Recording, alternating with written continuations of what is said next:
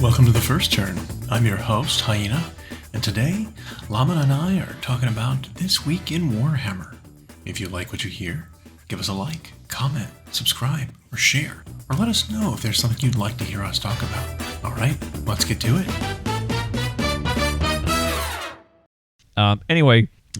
So I'm going to assume that this week you don't have anything new that you're going to use rat ogres for. No, well, yeah, I do. Okay, what's the new idea? So I want to kit bash a new Vermin Lord, Screech Vermin King. So I don't. So have even though one. we have that model in existence, he's the same thing as the other Vermin Lords with a different head. That's all he is. and now that kit, by the way, is 11 years old. Yeah. So I want a new kit for that because they had the. It doesn't look bad, They but had the new priest, but they're all. There's 4 of them and they're all very monopose. They all look the same. Yeah. 4 of them, 5 of them. Out of that one kit. So I want to do a new unique Vermin King, but I actually want to base it off of a conversion that What's I saw. the new one? Visik Scour? Not using Visik Scour as a base. I'm going to use Usharon. Usharon. Yeah. The Mortarch of Delusion. So his model has been popular for a lot of stuff. What would you do Yeah. to make him a Vermin Lord?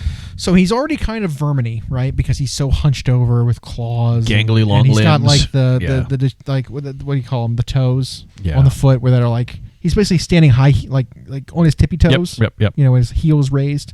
Very very feral looking already. Yeah.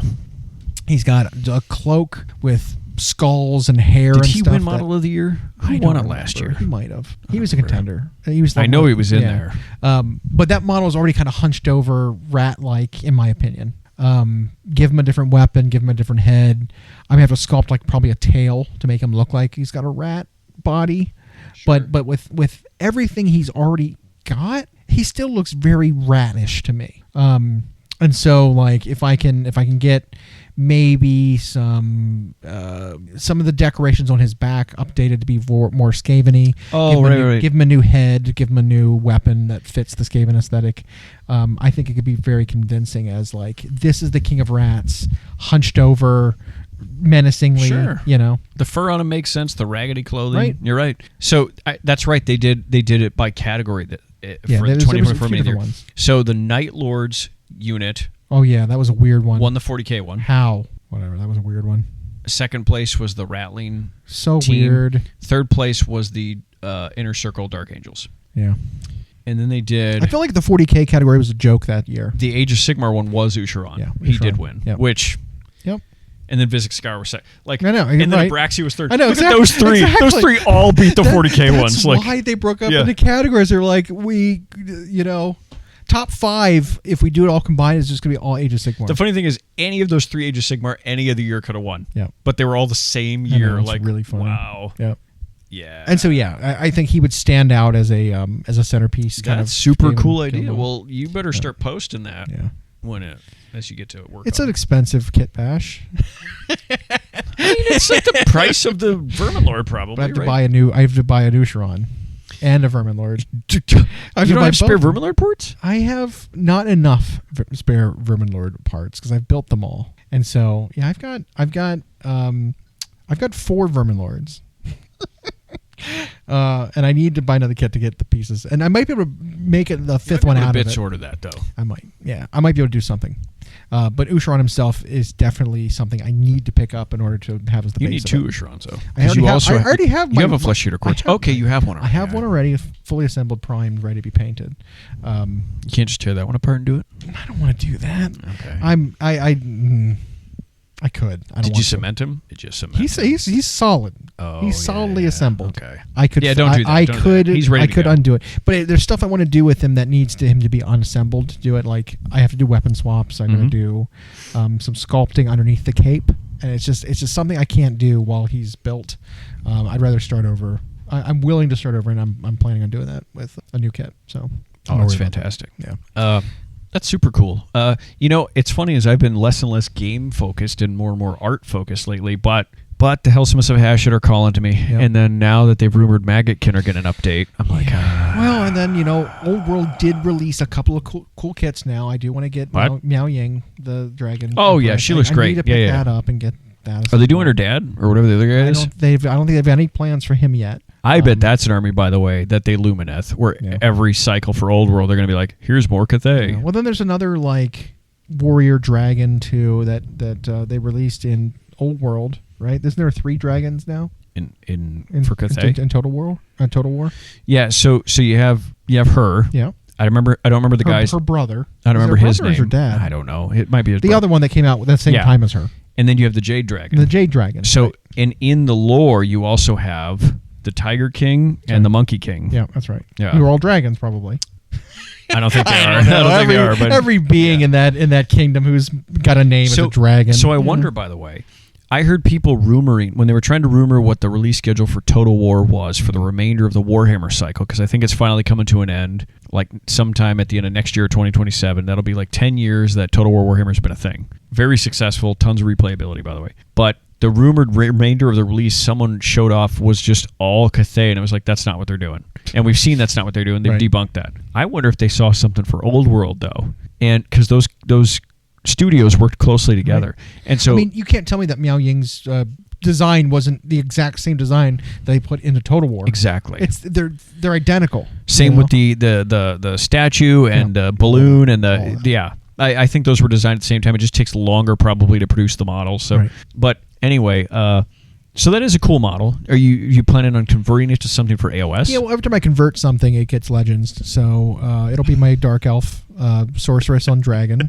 And then it will immediately be and then because it's Dark Elves, it'll immediately go to legends, then will be phased out and won't be available, go back to Old World, all that shit. Have this worthless yeah, no, it'll be cool. But yeah, I with it being an actual sorceress kind of being plus a dragon, I think it only makes sense that it could stand in place of a sorceress riding a dragon. Sure. So the dragon itself is pretty neutral in appearance. The model from 25 years ago, whatever it was, that plastic black dragon is so aged, awful, that it's like, well, I'd like to have one for my Cities of Sigmar army. I refuse. Don't do it for Cities of Sigmar. What? Because that is exactly what will happen. Cities of Sigmar will get their update. That's what I'm saying. And that will not be in the army. That's what I'm saying. Exactly. Can't you just put a Stormcast guy on it? Nope. Cities of Sigmar. Got to be a sorceress on that dragon. Don't glue her on then. In time for it to go to Legends. That's what's going to happen.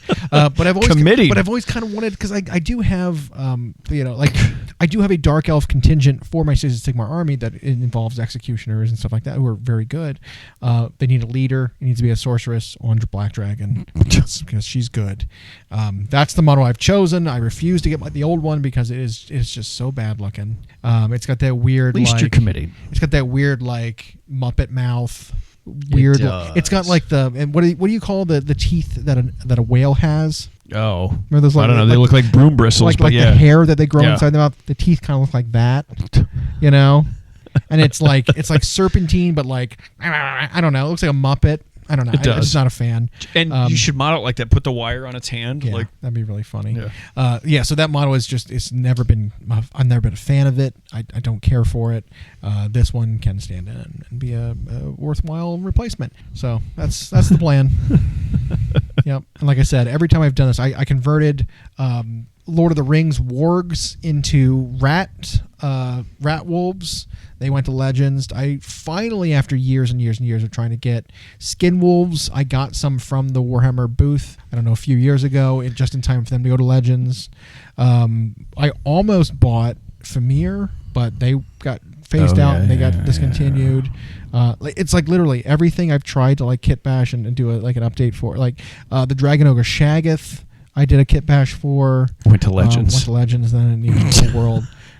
You always get a conversion idea. Why do you pick those though? I don't know how you do it. Well, I pick them because they are old models, and I don't want to. So you're like, I want to make a new version. Get the old models, and so I'm going to convert my own. And as soon as I get the idea and I actually execute it, that's when it coincides with them being discontinued. You have called, however, in a recent string of Codex and Battletome releases, hey, I bet these models that are currently metal or resin will just get faded out. And yet, knowing that is probably what's going to happen to everything that's not human in the Cities of Sigmar, you're like, you know what? I'm going to convert it anyway. It's still happening. I have no idea what it'll be for afterwards, but I'm doing it. Absolutely. For those who don't know, which I'm sure none of you do, he has a table, more than one, in his basement that has assembled monstrous size models. Display center PC style models. And I don't know. I'd have to wager a significant percentage of them are all now not usable. It's a 6x4 table, dense from base to base with models that are like centerpiecey ones. And a lot of them are just like legends. Yeah. Yeah. A lot of them are legends. I'm thinking of buying a second Abraxia. Hmm. Because the one I did was for play. Yeah. I tabletop painted it. It still looks real good, but she is such a dynamic model that I think I want to like really try and see what I could do with her. I don't know. And I don't want to go over what I did on the... Right. And I don't play as many games now, but she's one of my favorite characters. A novel for her just came out. There was a special edition of the book, but it sold out like immediately, so I didn't get it. But I think I'll read it. I was reading Godslayer's Son or whatever it was called, the God Eater's Son. I've heard that the book is good, but it's very it expands lore in a very great way, but it's very one dimensional. I'll call it. So it is because it's like, and I said I don't mean to bash it, but it's like it's from one perspective, it's one storyline. There's no jumping around. It's very like to the point. Follow the story. Well, so it was written when we were in like early AOS 2, I think. Yeah. And so it was when the Mortal Realms were not that expanded upon. I actually think they've expanded, Games Workshop, has expanded upon the lore based on this book. Because the book touched on things that we then saw later. Sure. So it touched on things like it referred to the Chaos Deities as the 5. And we hadn't had the Great Horned Rat as the official 5th yet. It referred to... It expanded on the lore of the Dark Oath, and we didn't have that yet. But it is one-dimensional because it is... I didn't even know people wrote like this anymore. It's in first person. That's what I'm saying. Yeah. So it follows the story and it's from his perspective. So it makes me even wonder why there's chapters other than it's when he goes to bed. Right. So it's just the day ended. Yeah. Because that's what happens. You keep reading and it's just the next moment. Yeah. And it's weird as I remember writing in first person when I was in like 8th grade. That's how you wrote. You only knew how to write I, me, I. And so there's not multiple storylines. It never jumps to another character other than this character. The only time it ever jumps is if it's doing like a flashback for him. Now, his character's neat, and one of the things they did, I haven't finished it yet, and then I have some other books I want to read. I just don't read as much as I'd like. I want to read that Abraxia one. I want to read the new Dragonlance ones I got that the author signed. There's all the Slayer books for all the Slayer books. Trek. There's the there's another really good one. What was it? From the Hollow King. Well, yeah, the vampire ones. And so all the AOS ones I want to read, and then those Dragonlance ones I want to read, and then even though the Horus Heresy's done, they're now doing that next chapter that has no novels. They're doing the Scouring. Right. I bet those will be good. Yeah. Like, You know what I really want to learn about is the Dropsite Massacre from a different perspective. I don't think the 37 versions of that we got were enough. They're doing more of them. I know. It's just like... Yeah, it was like there was even one coming out that's like a compilation of short stories of here's what happened from 15 random Marines that were at. It's just like, oh my gosh. Why do we need so? So for those of you who don't know, if you decide to pick up and read the Horus Heresy, at the end there were 57 novels. 16 or so novellas and short story compilation books, and then the 9 and Siege of Terra. Yeah. Well, I'm telling you right now, in those like 57 books, you can skip most of them because they're all just from the moment the heresy started at the drop site. I mean, I think if you want to start reading it, read the books about the character you like the most. I think the first trilogy is important. Yeah. And then pick the vein you want. Right. Yep. But the Siege of Terror. The Siege of Terror, though, it was like... Read the whole thing. Was it like 7 books, though, where 9. it was just like... I know, but 7 of them were just like happening all at the same time from different angles of the siege, and then the last 2 actually show the conclusion. So the first one's progressed, because one was when Horus's fleet like entered... Well, Perturabo's fleet, technically, like simply entered the solar system. And then it was like... And then it progressed to where it entered our atmosphere and that... But then there's like some books in the middle where it is doing that, like, you're just different perspectives of the same moment. Right. And then the last 3 were a really stretched out version of the stuff on the Vengeful Spirit, of the Emperor and Sanguinius going on the ship. You know that one piece of art where like Sanguinius is dead and the Emperor is fighting Horus? Yeah. That was a full book. That piece of artwork stretched out into a whole book. Yeah. And just them going onto the ship was like a whole book before that. So... Now, it was good. The Siege of Terror is really good. I know there's people who love the early Horus Heresy stuff from 20 years ago, but I found the Siege of Terror series to be great. Mm-hmm. That said, now they're doing the Scouring. So the reason people are interested in this is not only does it cover like 1,000 years that we have nothing on, but we don't have lore on how did these Primarchs divide, and then how did they just disappear? Right. Because all you have for all of them was like the Lion, Vulcan, Dorn, they all went into stasis, disappeared, whatever. So I guess they're going to cover some of that. There goes Khan. Oh, Yeah. There goes Lehman. Yeah. Like where are they going? Where they've been for 12,000 years? Exactly.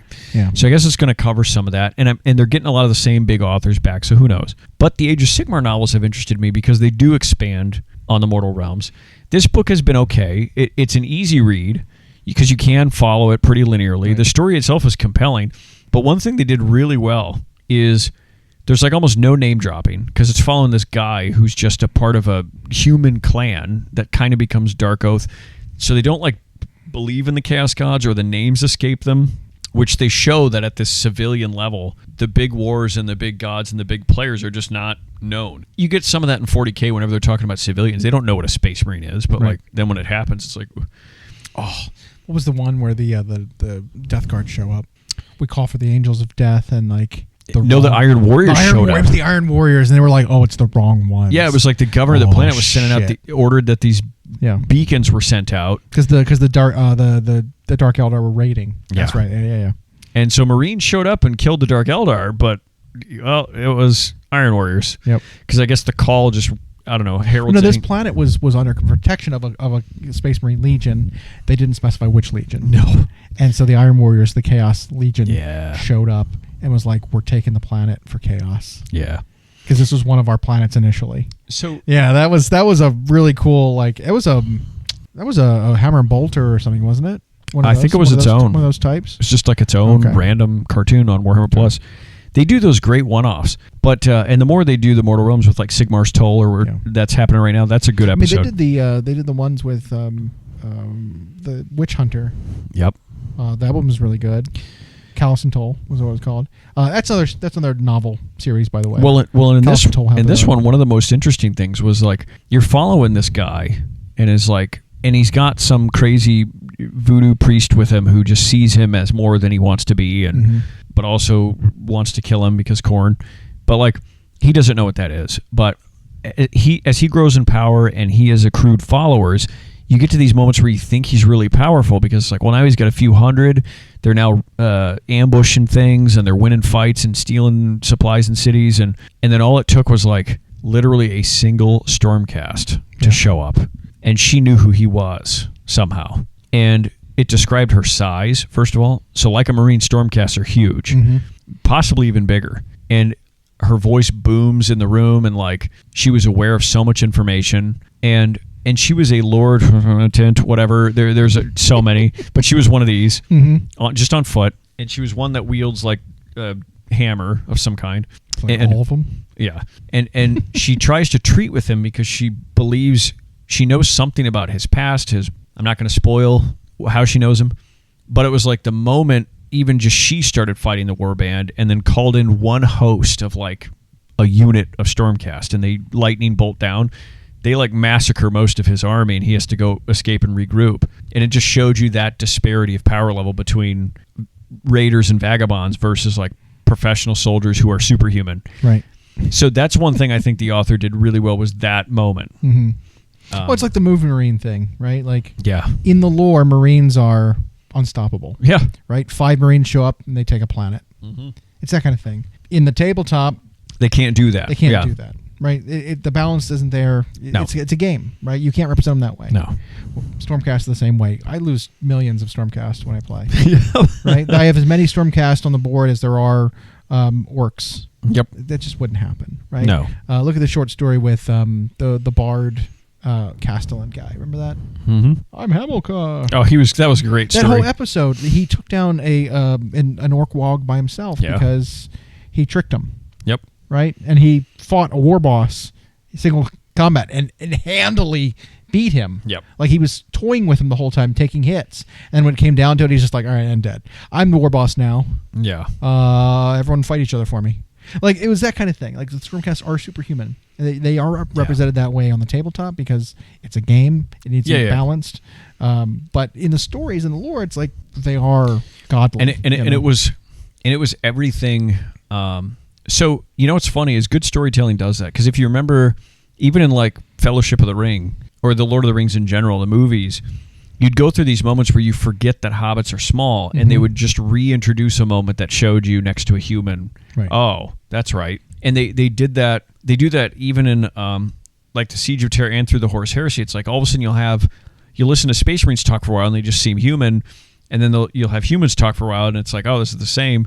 And then they'll have the perspective of a human who is invited to enter in a meeting, and there's a Marine or a Primarch even there, and the human just can't, like, they can't control their nerves. You hear the voice, and it like shakes your chest because it's booming, and then this person is enormous, and yet they move at blinding speed. Like, that I like when they remind you of how different it is. And they were doing that and again, I haven't finished it, and it's an old book by now, but they had these moments where it seemed like this guy and his warband were getting really powerful, and then it was like, now one unit of Stormcast shows up and they were just screwed. Yeah. Like, they had to totally leave and regroup. Like, yeah, super cool.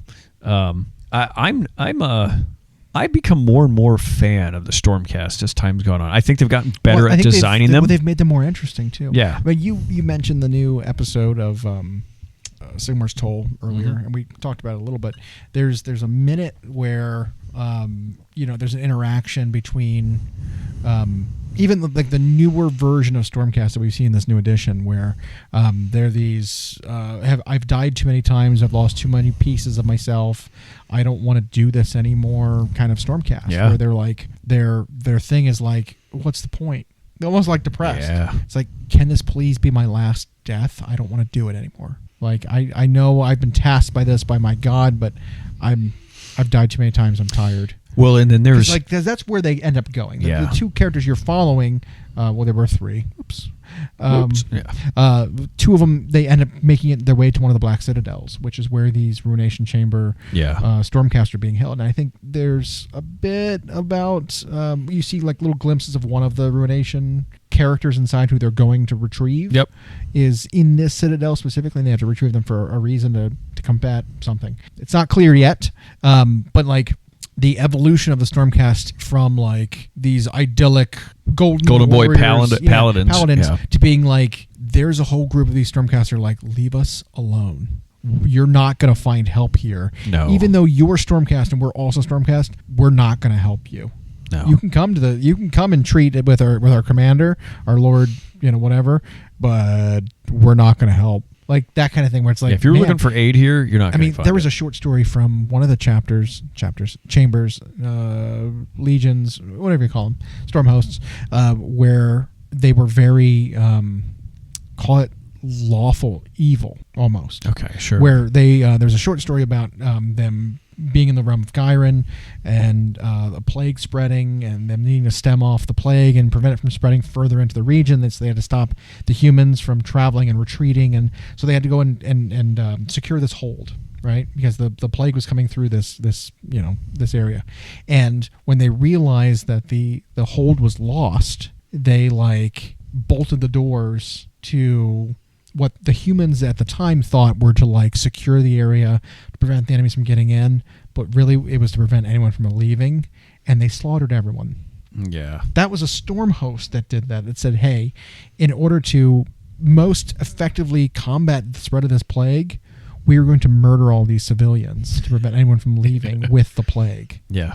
Like that was their decision, right? Like that was the best thing to do.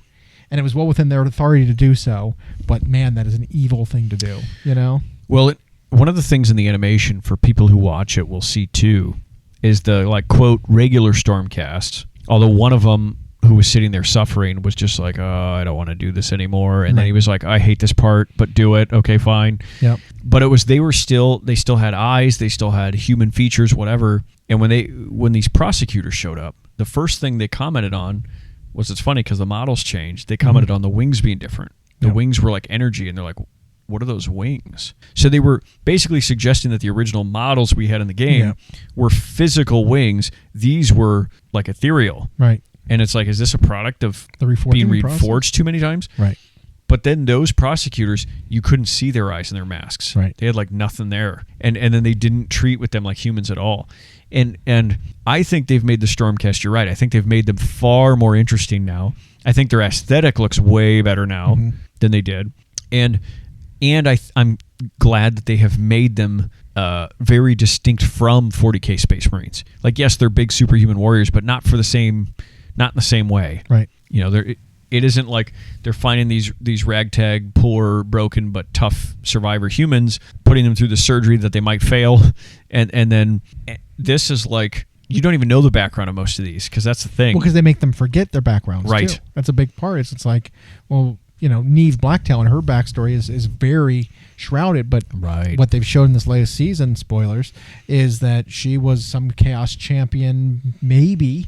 Yeah. Maybe we don't know. But that could even mean that she was something else before that, because you don't just become Chaos. But she was in some way devoted to Be'lakor. Yeah. In a way. I mean, according to Be'lakor, which, I mean, who knows? Unreliable narrator. He's a liar. He's a liar. And so, like, we actually don't know, but that was one of the assumptions, was that she was a human fallen to Chaos, redeemed back from Chaos, falling to Chaos again. You know, like, and we've had stories that there was a story of some like Stormcast Paladin or whatever the Redeemed that fell to Maggotkin of Nurgle as a future Blight King, and then like became a Stormcast again, and like yeah. So like, super interesting, way more interesting than being like, you know, perfect warriors fighting off Chaos in the realm of not only that, they keep deepening, I want to say, the darkness of the mortal realms. Like, I know people think 40k grimdark, but there are elements of the mortal realms that seem darker. I mean, the fact that you have something like a pact between Sigmar and Nagash, and it was Sigmar who broke it and pissed Nagash off. Yeah. And then you have someone like Be'lakor has stolen an element of the reforging process. No one knows how. Yeah. And he's only using it for one guy right now that we know of. But like, and then you have the Black Lightning. And then you have fractures within factions. Mm-hmm. And so, and then now this, and now these chambers of Stormcast are. I honestly think like the setting will get better once there are consequences to death. Yeah. Right. Kind of, we're running into a problem right now where it's like, oh well, the Stormcast died. Well, they'll be back in a couple days. Yep. The same exact one. Once the toll is enacted, and the perpetualness of the Stormcast is broken, I think it'll get way more interesting. Yeah. Because then it's not like, well, we're going to suicide mission in and then just die while we're there to come back home. Mission accomplished. Right. You know, like once you can't safely do that anymore. And I don't know if you watched the episode, but it sounded like one of them talked about that. Like, maybe this is my final death, or whatever. Like, well, because like there was you know, parts in the lore where the smiths up in Azir have to like combat these souls that go wild from too many deaths. They turn into these like lightning geists. Yeah. That they have to like defeat. That's why there are warriors manning the anvils, not just like artisans. Yeah. Because it's like sometimes you have to fight whatever comes through. People, you know? For any of you who had your doubts about the Age of Sigmar lore because you loved fantasy, or you know the Mortal Realms lore is getting really cool. Yeah. If it hasn't been already, this is way cooler. Yeah. Because a lot of it early was big picture, and then it was like, now they're getting into in depth, and it's just super interesting, and it's a totally original universe, which I also like. Agreed. Yeah. Super cool. On the painting table, I have just infinite things on the docket. Mm-hmm. So recently, I posted just a 2-hour thing I did on a 3D printed head, where the only paints I used were from one Chimera artist set. So it was the Mark Masklin's Skin Colors Chimera set.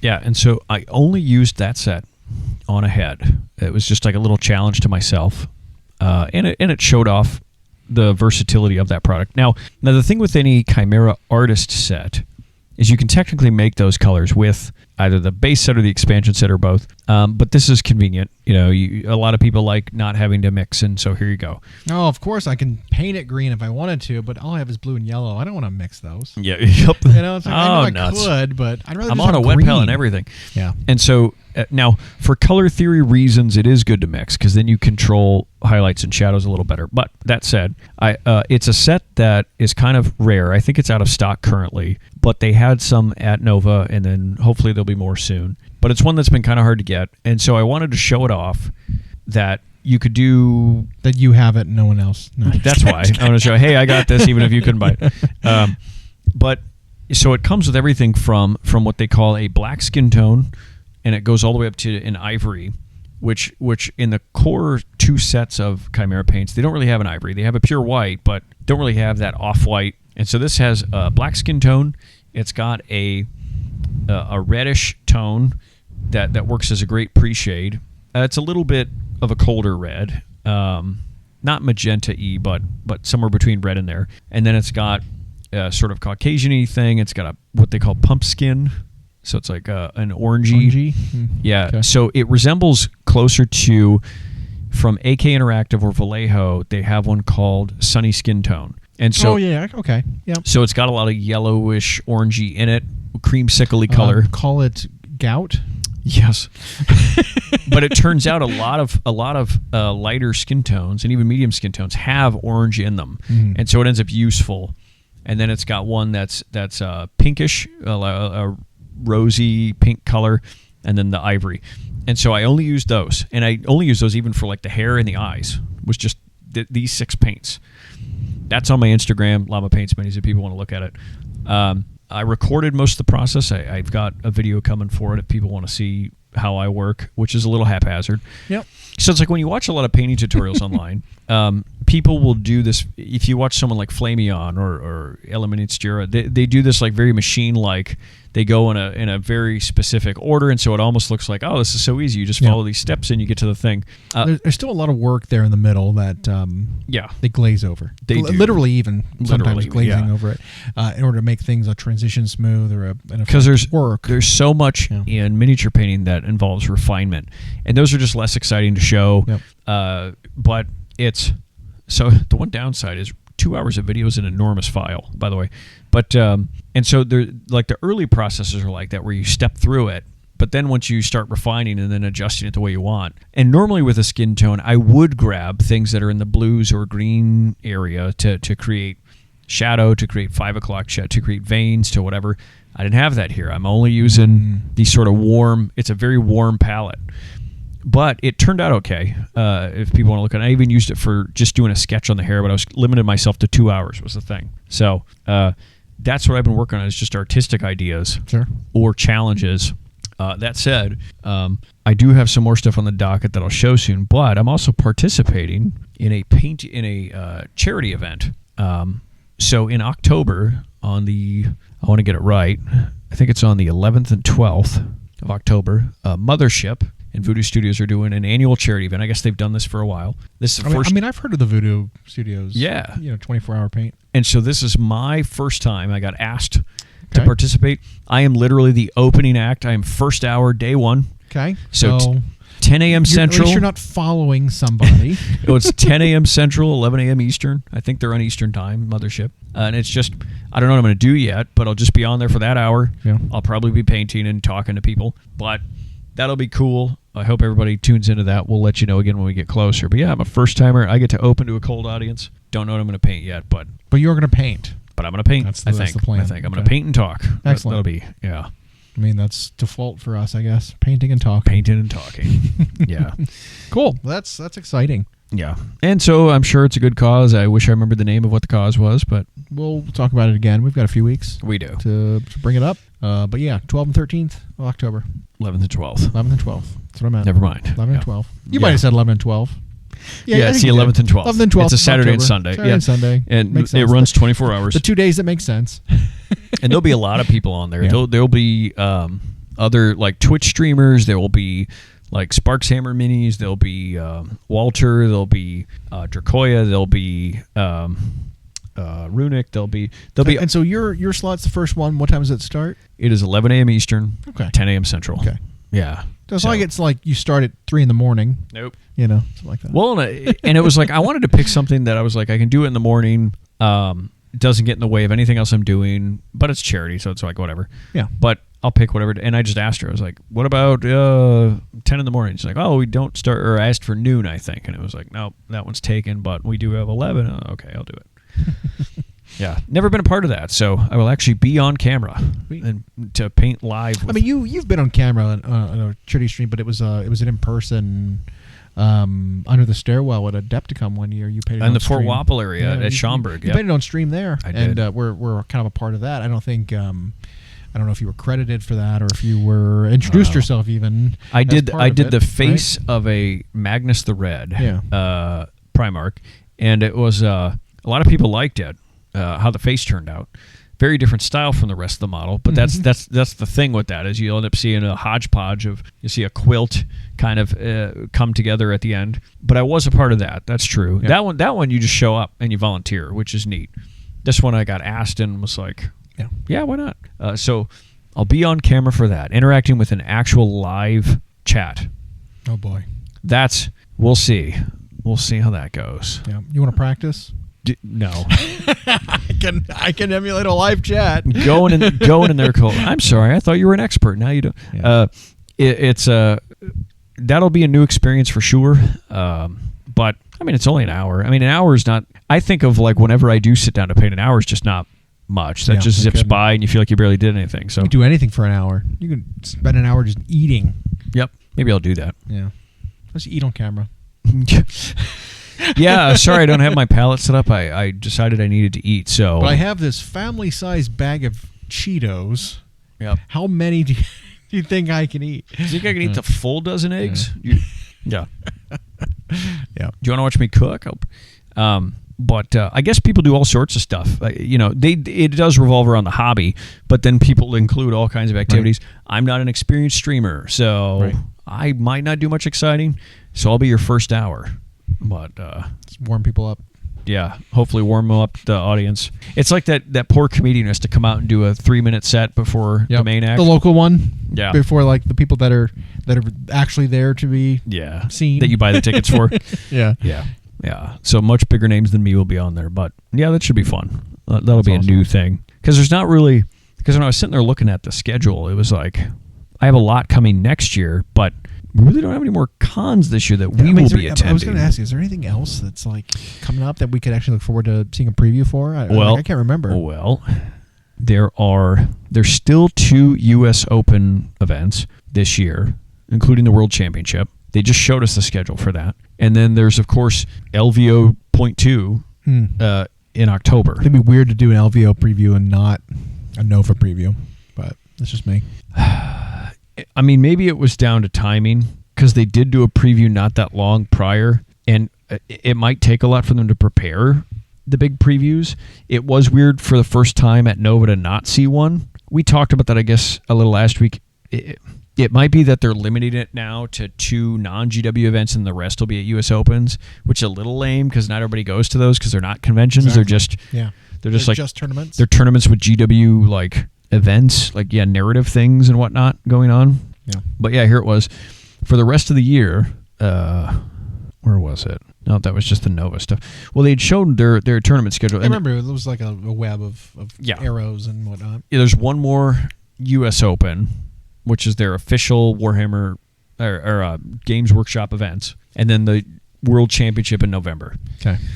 As far as like major grand tournaments, they still have one in Europe and one in Australia. They also have Essen. Spiel, yeah. So that's also October with LVO. Maybe that's a preview event. I don't know. Oh, so that's interesting because both LVO and Spiel are in October. I think they'll pick one of them to do it because it's been a while since now. I hope it's a Golden Demon event that they choose to do it for. So that would make sense to me.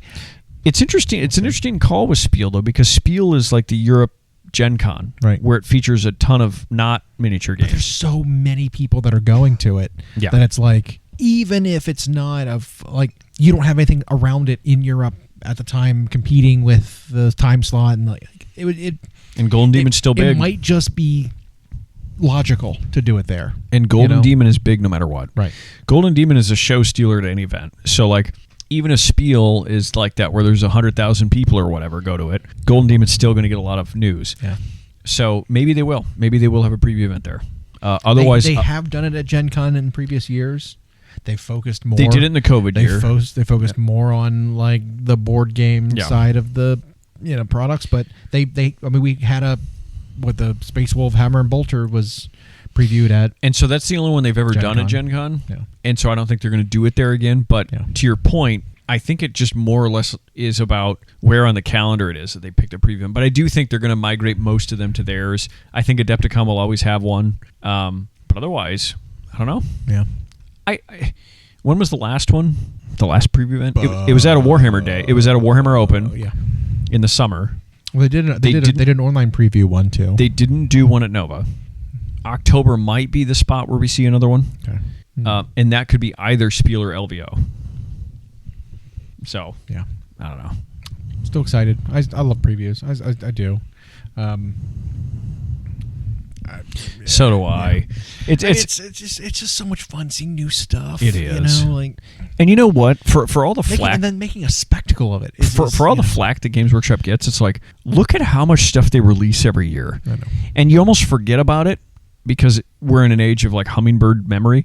But it's like when they do their model of the year thing, for example, and then you're scrolling through how many releases they had every year. It's like, wow. No other company comes even close to that. You're just so focused on like your own thing. Yeah. That it's like, well, where's more stuff for me? Well, and when a cool thing passes, you're in the what have you done for me lately moment, Right, and you just like forget it. So, yeah, interesting. I agree. So it could be October's when we get something. You know what also happens now that we're rolling into fall here, although it's 90 degrees today, is pumpkin spice stuff is everywhere. I've already seen it. Yep. I saw a pumpkin spice body wash. No joke. I saw pumpkin spice eggnog, which eggnog is a Christmassy thing, but it's weird. But that was all over grocery stores now. Pumpkin spice eggnog, and they were doing samples. Which is insane to me. I took a shot; it was fine. Pumpkin spice is not pumpkin, right? Flavored. Pumpkin spice is supposed to be the seasoning that goes into like a pumpkin pie. Right. It's like a 5-spice thing. Right. Yeah. And it's just like, it's a weird, why do you it's call cinnamon, it, nutmeg, it's clove, it's that. Spice? Right. You know, like it's odd. It's a weird thing, you know? Like, yeah. I don't know. I love pumpkin pie. Pumpkin pie's good. Pumpkin pie's great. I love that type of thing. It just, get off of the buzzword of pumpkin spice. Everything doesn't need to be pumpkin spice. Yeah, but you can't get off it now. I know. It's one of those where once it's ingrained, it's just like slap chop. It's like that was called something before. It was appreciating, and now can't get off that word. Overbrushing, appreciating, yeah. It existed as an art term already, but once it sticks, pumpkin spice stuck, and now every coffee place, every whatever will be like, do we have pumpkin spice latte, pumpkin spice pudding, pumpkin spice green beans, okay. Yep. Pumpkin spice enemas. We have pumpkin spice menus. Yeah, whatever. Yeah, wild.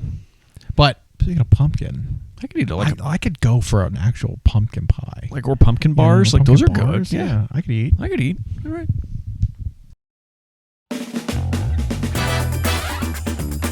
Thanks for joining. We hope you enjoyed. Follow us for more of our weekly episodes on YouTube Podcasts, Spotify, and Podbean. You can follow myself and Llama on Instagram. We are at Llama Paints Minis and Hyena Paints Minis. Music provided by Kevin MacLeod at incompetech.com. And as always, we'll catch you next time.